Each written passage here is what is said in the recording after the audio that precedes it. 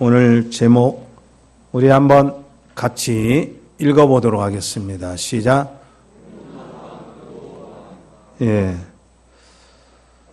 보통 새해가 되면 사람들의 어떤 생각이 깨어난다고 합니다.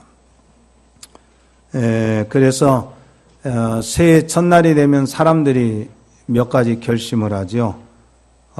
올해는 기필코 담배를 끊어야겠다. 또 술도 마시지 않겠다. 이런 결단들을 보통 새해 합니다. 또 1월 달에는 다단계에 잘 속지 않는다고 그래요. 1월 달에 다단계업자들이 제일 힘들다고 합니다. 그리고 사기도 잘 당하지 않는다고 합니다. 왜 그러냐? 보통 새로운 시간이 되면 사람들이 어떤 지각이 좀 깨어져서 참과 거짓을 분별하는 그런 능력이 예민해지고, 그리고 선과 악을 분별하는 능력이 그때 좀 뛰어난다고 합니다. 그래서 대체적으로 이 시간에 대한 예민해졌을 때, 또 역사에 대해서 예민해졌을 때 사람들은 가치관이 살아난다고 그렇게 말합니다. 근데 이 성경에는 항상 하나님의 백성들을 일깨우는 그런 추와 같은 말씀이 있어요. 그게 기억하라. 그래서 신명기서에 보면 기억하라고 하는 말이 18번 쓰여졌어요. 그래서 우리가 역사를 보면 사건이 나오고, 그 다음에 시간이 나오고, 인물이 등장하고, 그 시대의 배경이 나오죠. 그런데 이 일반의 역사와 달리 성경의 역사는 항상 예수 그리스도를 중심으로 진행되고 있기 때문에 우리가 구약에서 일어나는 왕들의 사건 속에서 그리스도의 구원을 미리 내다보게 하는 그런 망원경 역할을 합니다. 따라서 오늘부터는 당분간 그 이스라엘 왕들의 역사에 대해서 이제 말씀을 우리가 살펴보면서 교훈을 얻도록 하겠습니다. 그래서 이미 우리 교회는 사울 왕국, 다윗 왕국, 솔로몬 왕국에 대해서 이미 말씀을 제가 드렸어요. 그런데 사울 왕국은 인간의 요구에 의해서 인간을 위한 인간의 왕국이 되었어요. 결국 실패했죠. 그런데 다윗 왕국은 하나님의 요구에 의해서 하나님을 위한, 그리고 나라를 위한 아주 거룩한 왕국이 되어서 이스라엘의 후대의 모든 왕들의 길의 표준이 다윗의 길로 행했느냐 그렇지 않았느냐, 이걸 평가할 정도로 다윗 왕국은 귀하게 쓰임을 받았어요. 그런 반면에 이제 이 솔로몬 왕은 역사의 분열의 씨앗을 남겨놓는, 그래서 구약 이스라엘의 역사를 보면 어떤 왕이 어떤 생각을 갖고 하나님과의 관계를 맺으며 살아갔는가, 거기에 따라서 하나님의 영광이 찬란했느냐, 그리고 민족이 번영했느냐, 평안했느냐, 이런 것들이 좌우되고 있었다는 것을 보게 됩니다. 그렇기 때문에 성경의 역사는 오늘을 사는 우리에게 예수 그리스도의 구원과 관련된 교훈을 주고 있다는 거예요. 자, 그런 점에서 오늘 이 르호보암 왕의 족적을 우리가 한번 보도록 하겠습니다. 열왕기상 11장 43절을 보면 이제 솔로몬의 뒤를 이어서 그 아들 르호보암이 왕이 되었습니다. 그걸 보여줘요. 그런데 이 열왕기상 14장 21절, 31절을 보면 유독 르호보암의 출신 성본에 대해서 언급을 해요. 그의 어머니의 이름은 나아마요 암몬 사람이었다. 그리고 이제 그가 죽을 때도 뭐라고 말하냐면 이제 그가 죽어 조상들과 함께 다윗성에 장사되니라. 그의 어머니의 이름은 나아마요 암몬 사람이었더라. 이렇게 출신 성분에 대해서 자꾸만 언급을 해요. 왜 르호보암을 이야기하면서 암몬 사람이라고 하는 이야기를 계속 여기서 강조하느냐? 원래 이 암몬 족속이 어떤 사람이냐?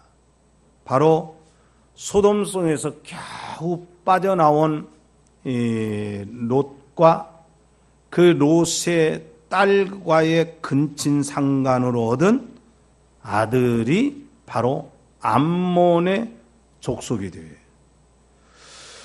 그래서 이 암몬의 탄생이라는 것은 소돔과 고모라를 상징하는 후손들로 이루어지게 됐어요. 그런데 이들이 이제 원래 롯의 후생들이라면 언약을 받은 사람들이었는데 언약에서 죄가 됩니다. 왜 언약에서 이들이 죄가 되느냐? 암몬 사람들이 모압 사람들하고 하나가 되기 위해서 이스라엘을 저주하기 위해서 발람을 고용한 사건이 민수기에서 나옵니다. 그래서 하나님께서는 그 일을 기억하셔서 그들의 자손 10대까지 여호와의 회중에 들지 못하도록 금지를 시켰어요. 자, 그래서 하나님의 백성이, 언약 백성이 하나님의 회중에 들지 못한다는 것은 제사도 함께 드릴 수 없는 거고 하나님께 예배도 함께 드릴 수 없는 거예요. 하나님으로부터 큰 징계지요. 그런데 하나님의 언약에서 죄되면 사람들이 어떻게 살아가느냐? 곧바로 우상을 숭배하게 돼요. 그래서 이 암몬 족속이 섬긴 우상은 밀곰과 몰록을 신이라고 믿고 있는데, 이 밀곰과 몰록 신이라는 것은 사람 그 자기 아들을 제물로 바쳐요. 아주 참 타락한 제사를 드리잖아요. 자, 그런데 이제 이 역사가는요, 이 이스라엘의 역사를 기록한 역사가는 왜 이스라엘이 점점 이방 나라처럼 되어갔느냐, 이것을 기억하기 위해서 르호보암의 출신 성분을 자꾸 이야기합니다. 자, 르호보암의 아버지가 누구예요? 훌륭한 솔로몬이죠. 솔로몬 왕이 어떻게 이방의 피가 흐르도록, 그리고 이방의 문화가 이스라엘 안에 들어오도록 했어요? 바로 후궁을 700명 두고 첩이 300명 둬서 일천 궁녀를 둬요. 그런데 이제 이 솔로몬의 나이가 많이 들 때에 그 후궁들이 무슨 역할을 하냐면 솔로몬의 마음을 돌려 자꾸만 우상을 숭배하게 해요. 그래서 역사가들은 솔로몬의 왕의 마음이 그의 아버지 다윗의 마음과 같지 아니하여 하나님께 온전하지 못했다. 그러면서 시돈 사람의 여신 아스다롯을 따르고 암몬 사람의 가정한 밀곰을 따랐다. 이렇게 얘기해요. 솔로몬 왕이 노년에 왜 타락합니까? 이방 여인을 이제 많이 두었기 때문에 솔로몬 왕이 노년에 이런 망령된 일들을 합니다. 그러니까 이제 이 르호보암은 출신 성분이 누구예요? 암몬 여인이란 말이야, 암몬. 근데 아버지로부터 야, 르호보암 너 율법을 배우고 율례와 법도를 지켜 하나님만을 경외하라, 우상을 버리라, 이런 교육을 아버지가 못했던 거예요. 왜? 너무 바쁘니까. 특히 이제 이 솔로몬 왕이 죽을 때에도 다윗과 같이 솔로몬에게 너는 율례와 법도를 지켜 하나님만을 섬기라는 유언을 남겼어야 되는데 솔로몬은 그 유언조차도 남기지 못해요. 그러니까 결국에 르호보암이 뭘 배우느냐? 이스라엘의 귀한 왕이었지만은 언약과 율례와 법도를 배우지 못하고 어머니의 품에서 자라면서 어머니가 숭배하는 우상 숭배를 배웠던 거예요. 자, 그래서 이제 왜 출신성분이 그렇게 중요하느냐? 그것은 인간의 심성과 습관, 문화, 이 모든 것들은요, 그가 섬기고 숭배하는 종교로부터 이제 결정되어집니다. 그래서 우리가 하나님을 섬기면 하나님을 섬기는 문화가 형성되고, 불교를 숭배하면 불교의 종교 문화권에서 옷을 입고 음식을 이제 대하게 되고, 이런 모든 문화가 종교에 의해서 결정이 됩니다. 그런데 이제 이런 종교적인 배경하에서 결정되기 때문에 이 아주 르호보암에게는 지대한 영향이 끼쳐진다는 거예요. 그런데 오늘 이 본문 1절을 보면 참 이상한 일이 벌어져요. 어떤 일이 벌어지냐? 우리 12장 1절을 한번 같이 읽어보도록 합니다. 읽습니다. 르호보암이 세겜으로 갔으니 이는 온 이스라엘이 그를 왕으로 삼고자 하여 세겜에 이르렀음이라. 아멘. 자, 여기 봅시다. 원래 왕이 되면은 두령들이 왕에게 경배해야 됩니까? 두령들에게 왕이 찾아가야 됩니까? 왕에게 찾아오는 거잖아요. 르호보암이 왕위에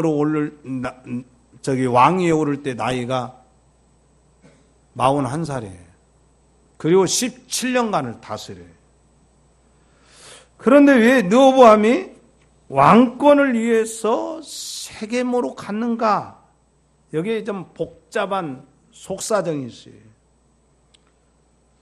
르호보암이 딱 즉위했을 때는요, 이미 이스라엘의 12지파 가운데 분열의 반역의 그 기운들이 돌고 있었어요.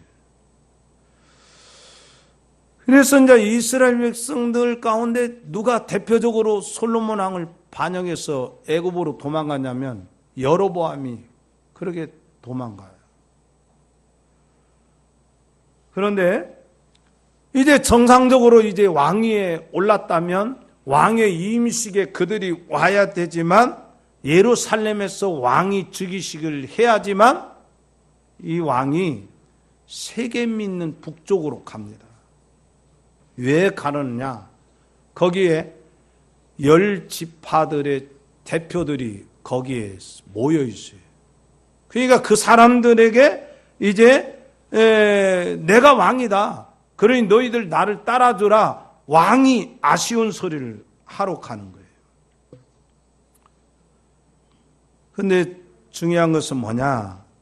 이 북쪽에는요, 그리심산과 에발산, 여기에 정치 종교의 중심지인 세겜이 딱 자리 잡고 있어요. 그러니까 열지파가 불만 세력이 되어서 세겜에 자리 잡고 이제 그 르호보암이 거기 왕이 되어서 왔을 때에 당당하게 왕에게 면담을 요청을 하는 거예요. 불만 세력의 지도자가 누구냐? 여로보암이에요. 여로보암이 솔로몬이 죽었다는 소식을 들어요. 그리고 르호보암이 왕위에 올랐다는 소식을 들어요. 그러니까 북쪽에 모여 있었던 10지파가 자신을 지도자로 불러요. 그러니까 주저없이 이제 반역의 왕이 되어서 이렇게 달려갑니다. 왜 그랬냐면 솔로몬 왕 때에 솔로몬 왕이 나이가 들고 타락하게 되니까 선지자가 예언을 합니다. 근데 이 예언이 누구에게 들려지냐면 여로보암에게 들려져요. 여로보암 당신은 바로 솔로몬 왕의 타락으로 인해서 10지파를 당신에게 줄 것입니다. 이런 예언을 해요. 그러니까 열 지파를 다스리는 왕이 되겠다는 계시를 이 여로보암이 받지만 내색을 하지 않고 도망가서 애굽에 있다가 기회만 엿보고 있었는데 아주 절호의 기회가 온 거예요. 자, 그런 상황에서 여로보암이 열 지파의 대표자들을 만나서 이제 그 면담을 하는데 열 지파의 대표들이 백성들의 요구를 전합니다. 그 요구가 뭐냐? 한마디로 말하면 우리가 왕의 아버지 밑에서 우리는 정말 고생 많이 했습니다. 진짜 고생 많이 했어요. 왜 그러냐면 성전 건축원이라고 7년을 걸렸고 또한 왕궁을 건축원이라고 13년이 걸려요. 도합 20년을 뭐예요? 세금 내고 노동하고 그 다음에 부역하고 맨날 그런 일만 한 거예요. 그러니까 이제 영적으로는 점점 우상화되어 가고 내적으로 하나님의 진리와 율례와 법도를 마음에 받지 않으니까 이스라엘 사람들이 성전을 위해서 일했던 거, 왕궁 건축을 위해서 일했던 것이 뭐가 되느냐? 짐이 되고 그리고 그것이 고역이 되었던 거예요. 자, 이 이야기를 듣고 르호보암 왕이 궁중의 일을 긴급하게 소집합니다. 그래서 이제 이 긴급하게 소집하는데 두 부류가 있어요. 왕의 참모들이. 그러니까 아버지 왕을 좋았던 나이 많이 먹은 관록이 있는 노인 그룹의 참모들이 있고 르호보암하고 어렸을 때부터 깨복쟁이 친구였던 중마고의 친구들인 젊은 이제 그 참모들이 있어요. 근데요, 이 참모들의 의견이 각각 달라요. 어떻게 달랐냐? 첫 번째로 이 르호보암 왕이 노인들의 그 조언을 거절을 해버려요. 본문 12장 7절을 보면 이렇게 왕에게 요구합니다. 저 백성들의 요구를 들어주십시오. 백성들은 지금 피곤합니다. 그러면 그들이 왕을 섬길 것입니다. 그래서 왕권 시대에 이게 혁명적인 조언을 하는 거예요. 어떻게 백성이 왕을 섬기는 것이 왕이 백성들을 섬기라고 이렇게 조언하는가? 그러니까 원로들의 조언은 세상의 왕이 아닌 이스라엘 왕은 중요한 게 뭔 줄 아십니까? 군림하는 것이 아니라 섬겨야 됩니다. 이렇게 말했어요. 다시 말하면 이 왕들은 율법을 잘 본 거예요. 배운 거예요. 율법에서 신령한 은혜를 누린 거예요. 이스라엘 왕은 적어도 무슨 왕이어야 되느냐? 우리 한번 따라 삽시다. 이스라엘의 왕은, 자, 힘차게 따라 삽시다. 이스라엘 왕은 평화의 왕이어야 합니다. 평화의 왕이 되려면 어떻게 해야 돼요? 우상 버리고 하나님과의 관계가 신령해야 하고, 두 번째로 뭐 해야 돼요? 백성들의 삶에 대해서 피곤하지 않도록 백성들을 위한 정치를 해야 돼요. 그러니까 이 이스라엘의 왕의 그 표상을 노인 그 참모들은 다윗에게서 봤던 것이고, 그리고 진정한 메시아에서 이걸 본 거예요. 우리가 교회에서 지도자를 뽑을 때 가장 중요한 덕목이 뭐냐? 섬기는 덕목이에요. 섬기는 덕목이에요. 내가 어느 장로님에게 장로님 되어서 교회에서 화장실 청소 한 번이라도 해봤습니까? 안 해봤다는 거예요. 여러분, 장로님이 섬기는 그 모습이 없으면 그건 리더십 상실한 거예요. 섬김의 리더십이 없으면 권위의 리더십만 나타내려고 하는 거예요.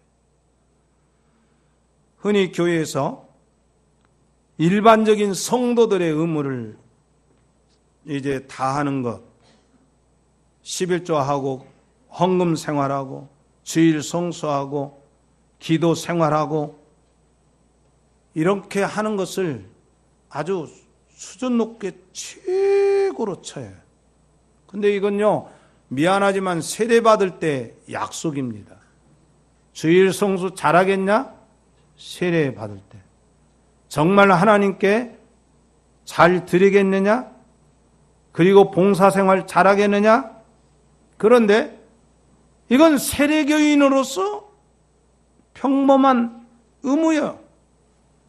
그런데 지도자는 평범한 의무를 다하는 것에 머물러 있으면 안 된다는 거예요. 근데 느호보암은 그걸 깨닫지를 못해요. 지금 백성들의 전체의 마음을 얻느냐 얻지 못하느냐 이 기로에 있었어요. 다행히도 이 느호보암의 옆에 현명하게 조언을 하는 원로들이 있어요. 이 원로들이 있다는 게 큰 복입니다. 교회가 젊은 사람들이 많다는 것도 복이지만, 미래가 있어서 복이지만, 젊은 사람들이 많이 있으면 의외로 불협화음이 무척, 영적으로 깨어있지 않으면 불협화음이 무척 많아요. 30, 40대의 젊은 사람들의 아주 미묘한 시기심, 질투심이 교회 한 교회를 왕창 깼다는 그런 신뢰도 있어요. 전주 시내에 진짜 그런 교회가 있어요. 그 어른들이 많이 있다는 것은 참 아주 유익한 거예요. 교회 안에서. 어떤 어른들이 있어야 되느냐? 세속적인 어른이 아니라 믿음을 가진, 지혜를 갖는, 그리고 믿음으로 가진 해안과 통찰력을 가진 어른들이 있다는 건 참으로 복되단 말이에요. 그래서 잠언 13장 18절에 보면 지혜를 얻는 사람에게는 생명나무라, 지혜를 가진 자가 복되다. 잠언 4장 6절을 보면 이렇게 말했습니다. 우리 한번 따라서 해주시기 바랍니다. 지혜를 버리지 말라. 지혜를 버리지 말라는 거예요. 물론 잠언의 지혜는 누구를 말하냐면 예수 그리스도를 말해요. 그렇지만 오늘 이 노인들의 현명한 언로들의 조언을 느호보암이 귀담아 들었더라면 얼마나 좋았을까. 그런데 이 느호보암은 둘째로 볼 수 있는 것은 뭐냐? 노인들의 조언을 버리고 젊은 참모들의 조언을 받아들여요. 젊은 참모들은 일제히 노인들의 의견들을 반대합니다. 만약에 노인들의 의견을 받아들이면 망합니다. 그래서 젊은 소녀들이 어떤 사람들이냐? 바로 자기와 함께 자라난 그런 소년들이라 이렇게 말했어요.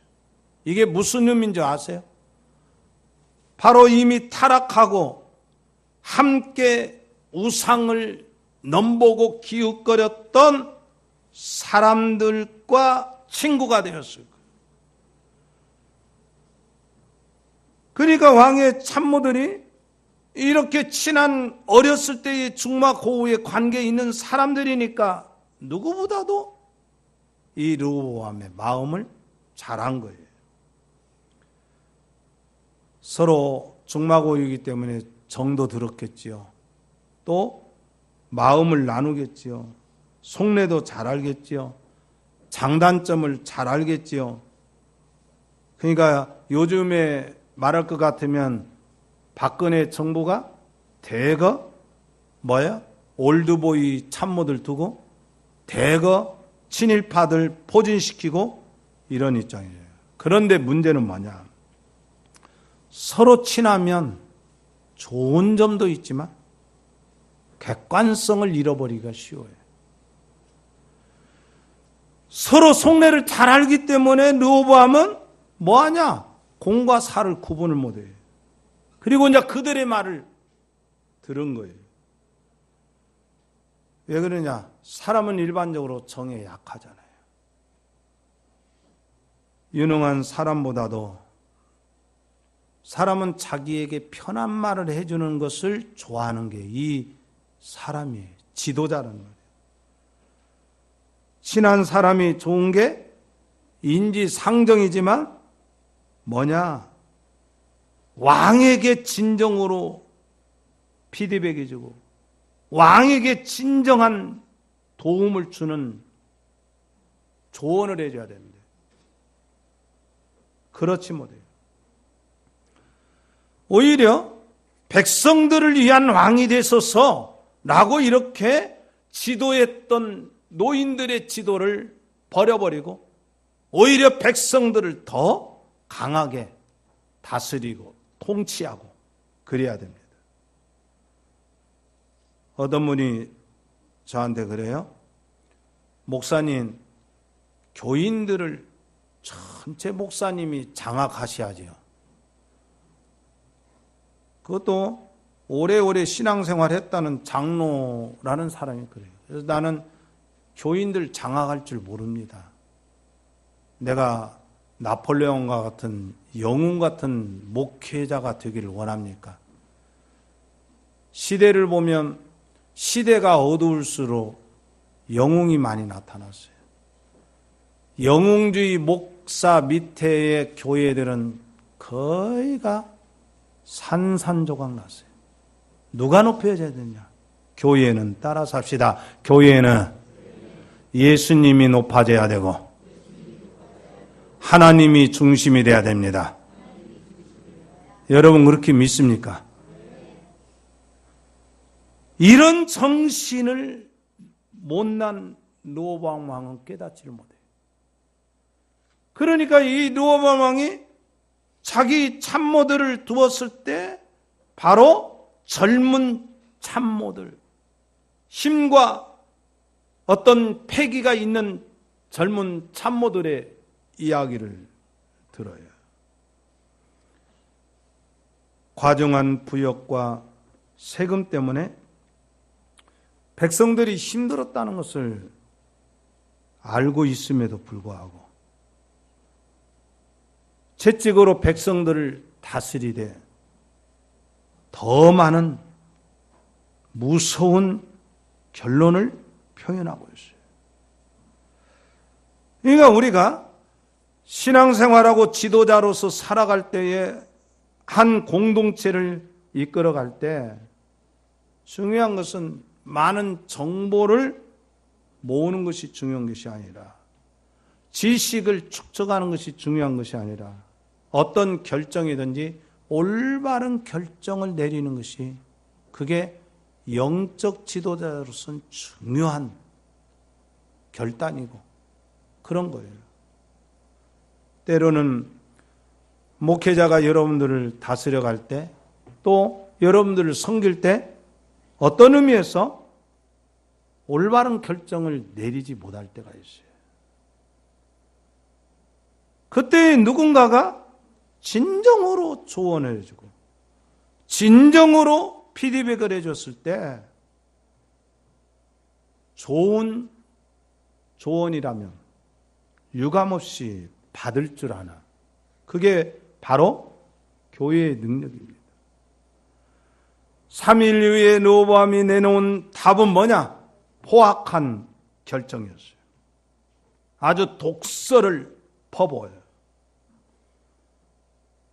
그래서 이제 북쪽에 있던 이 10지파들이 그렇지 않아도 때가 되면 반역을 해야 되겠다 이렇게 생각했는데 르호보암의 결정을 듣고 결국 나라를 짜깁니다.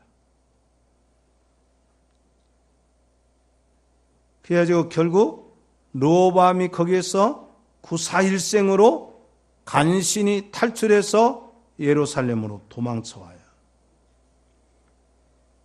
백성을 잃은 르호보암이 얼마나 화가 났던지 북이스라엘을 치려고 군사를 모았는데 18만 명을 모아요.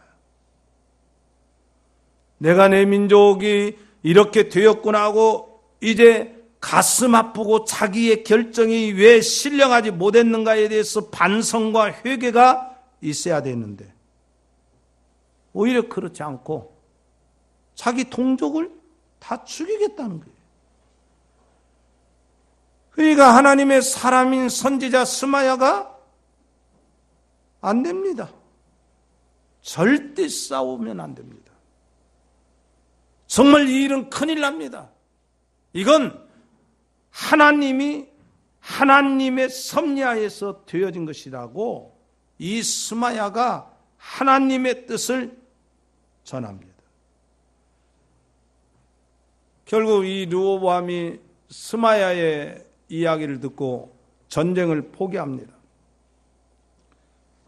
만약에 이때 전쟁을 포기하지 않았더라면 정말 이스라엘은 큰일이 일어날 뻔봤어요.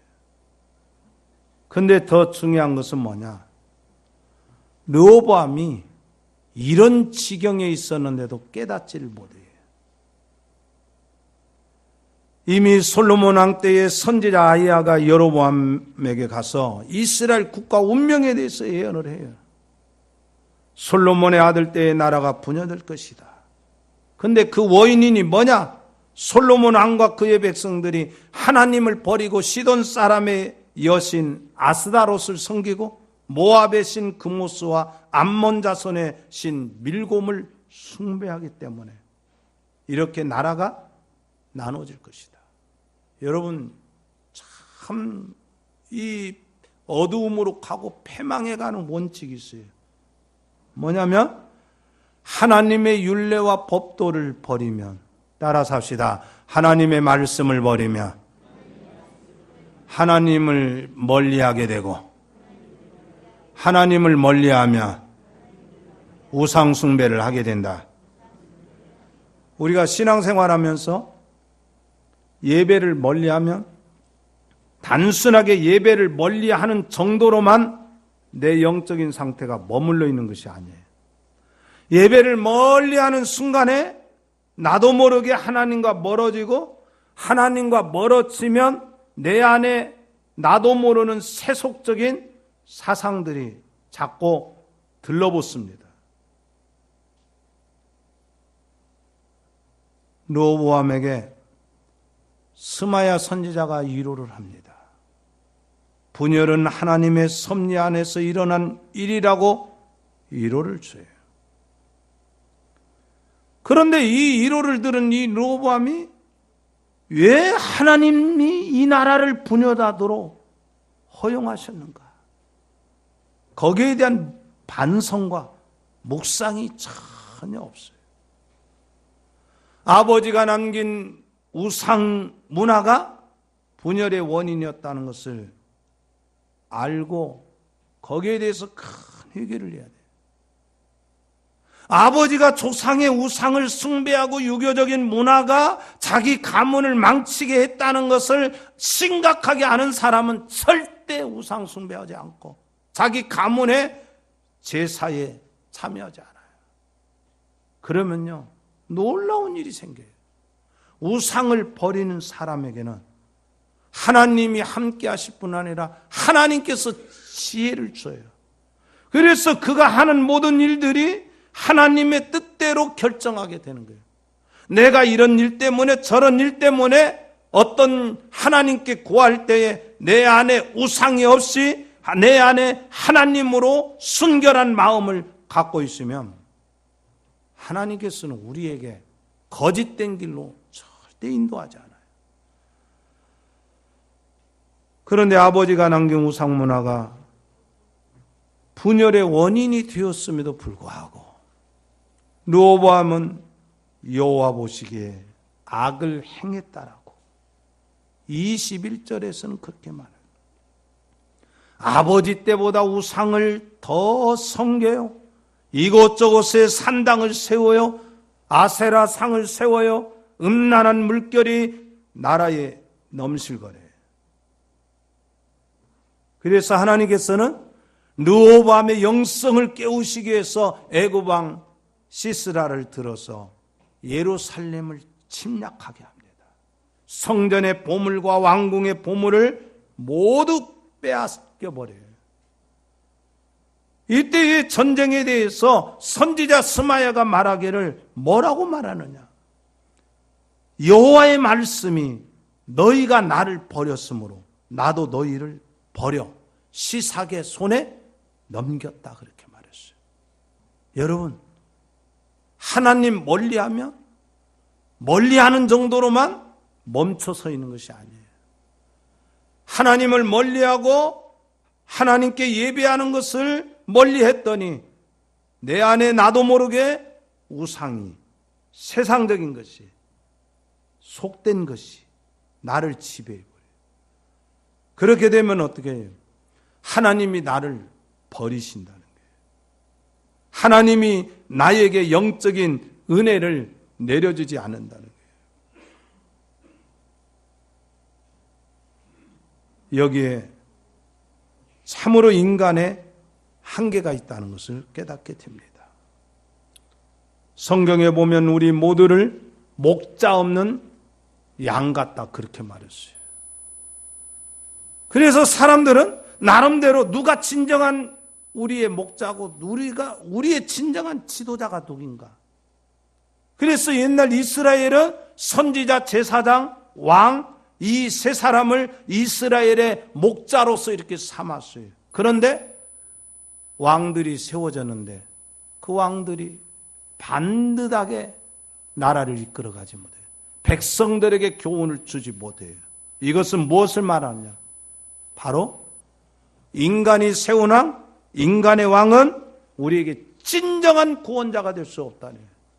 그래서 우리에게 진정한 구원자가 누구냐? 이것을 구약의 선지자들이 바로 너희들이 다 어둡고 패망한다 할지라도 메시아 예수 그리스도가 진정한 왕으로 오실 것이다, 이렇게 늘 영적인 소망을 주었던 거예요.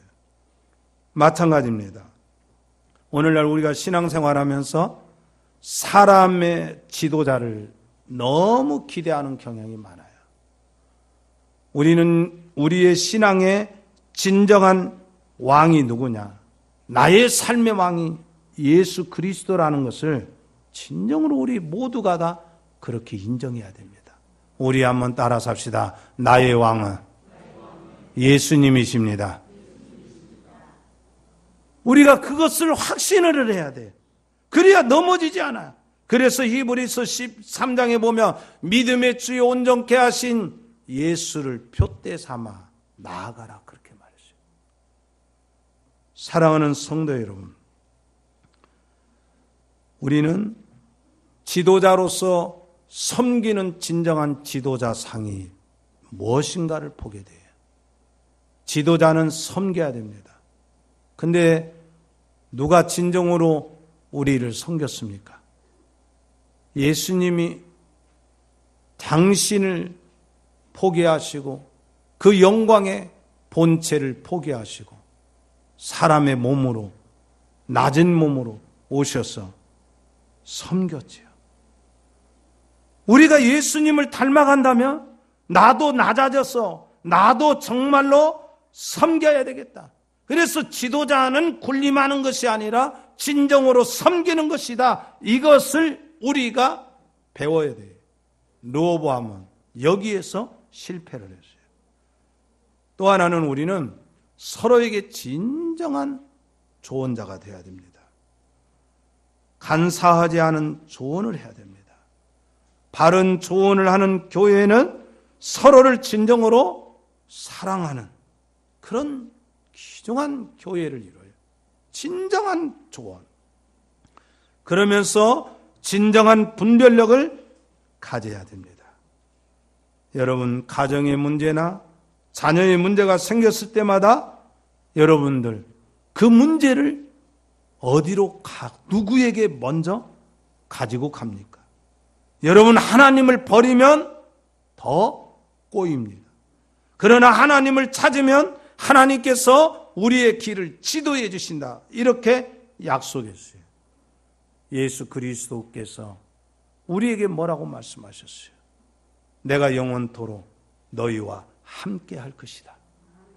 바로 예수 그리스도만을 의지하십시오.